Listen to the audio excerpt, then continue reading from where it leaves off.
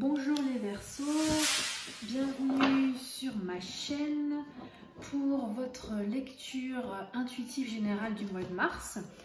J'espère que vous allez bien.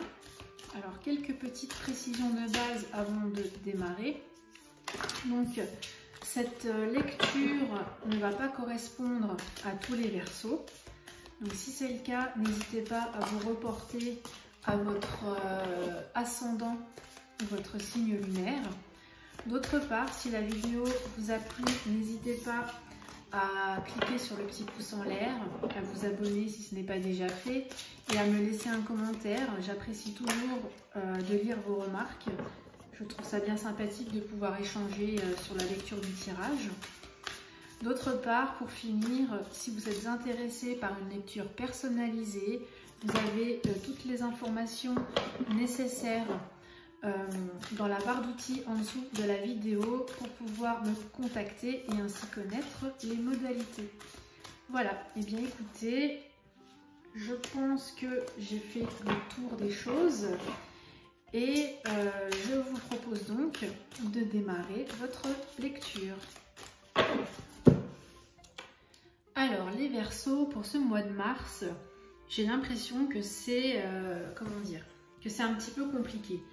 J'ai vraiment la sensation que vous êtes dans une sorte de torture mentale, comme un enfermement. Vous êtes vraiment beaucoup dans la pensée, beaucoup dans la réflexion. L'énergie, donc l'énergie passée, donc c'est un petit peu de là d'où vous venez, donc de fin février pour entrer dans le mois de mars. On a la 2 d'épée.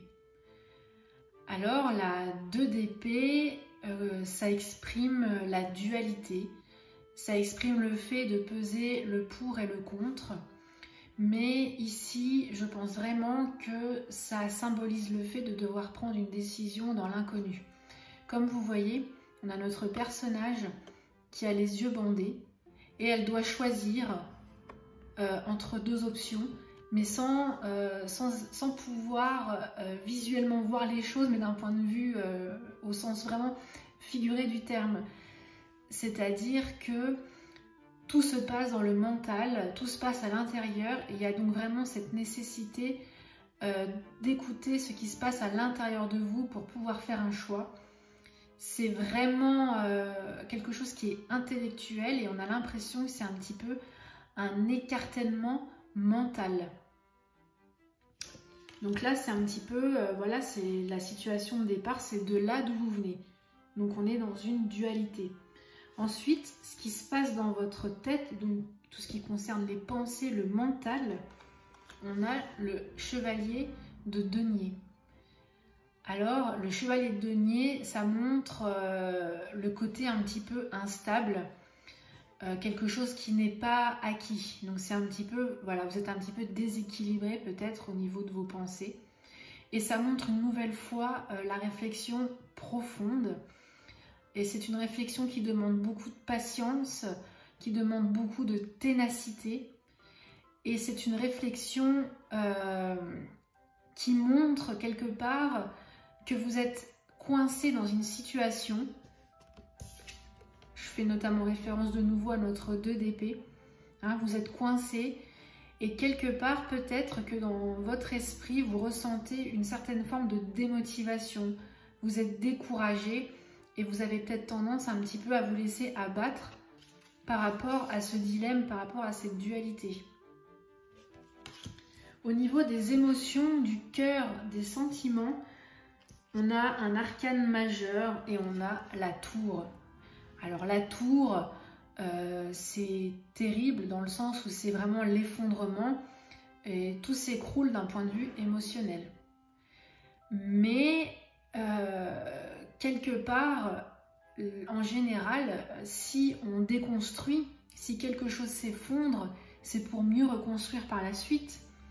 C'est justement un passage qui est peut-être douloureux, mais au final qui sera salutaire.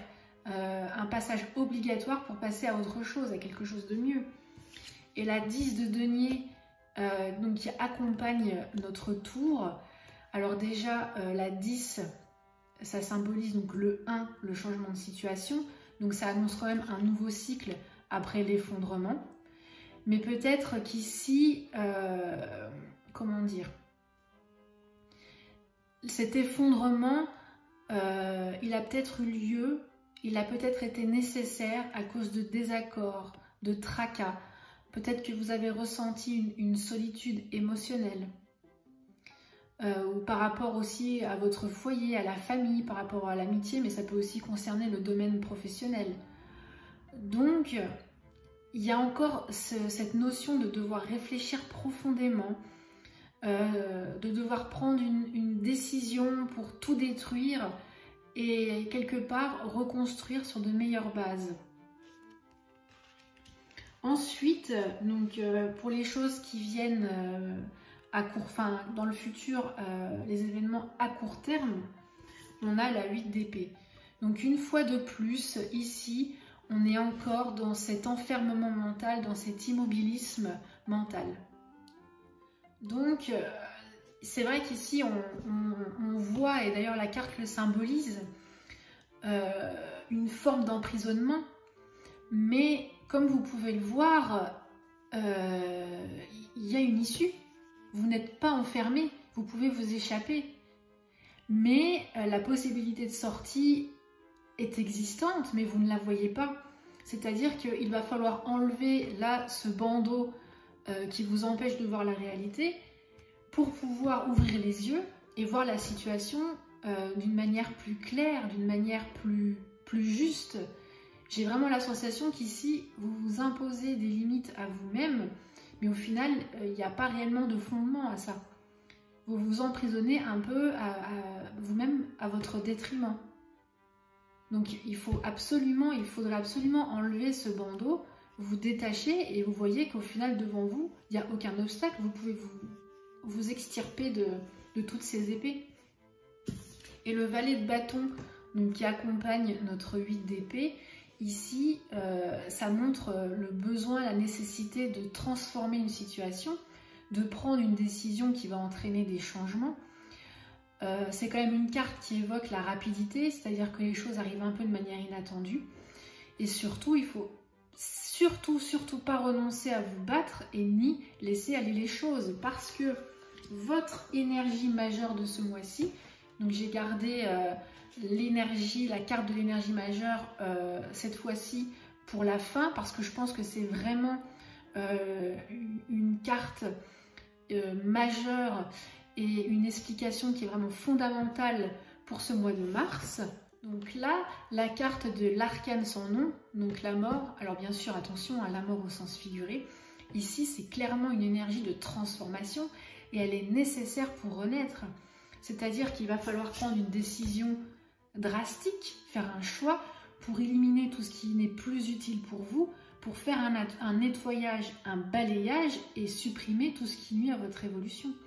Alors ça peut être la mort abstraite d'une situation professionnelle, sentimentale, personnelle, mais c'est pour mieux démarrer, c'est pour partir sur un nouveau cycle, un nouveau chapitre, hein, ici avec notre valet de bâton qui vous encourage à le faire. Et c'est vraiment ici un mal nécessaire. Hein. Il faut absolument vous débarrasser de ces liens et de ces limites que vous vous imposez pour pouvoir aller de l'avant. Voilà. Eh bien écoutez, j'espère que ce tirage vous aura permis d'y voir plus clair par rapport à votre situation. Pour ma part, je vous retrouve début mars pour les lectures sentimentales.